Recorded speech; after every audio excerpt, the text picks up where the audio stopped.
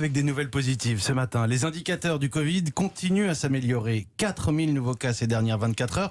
On est loin des pics à 60 000 au début du mois. 4000 aujourd'hui, vous l'avez entendu, la pression s'allège doucement sur les hôpitaux. Alors comment faire pour continuer sur cette bonne voie? Quelles sont les mesures efficaces, celles qui le sont moins? Une très large étude permet de répondre à ces questions. Anne Le Gall, des chercheurs italiens et autrichiens ont comparé 6000 de ces mesures prises dans 79 pays.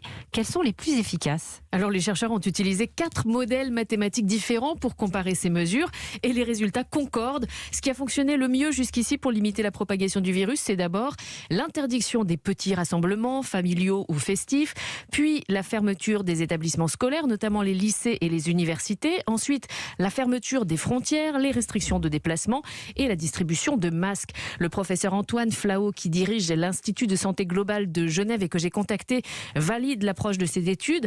En l'absence de vaccins, l'intérêt de ces travaux, dit-il, c'est qu'ils permettent de connaître les alternatives efficaces au confinement total d'un pays.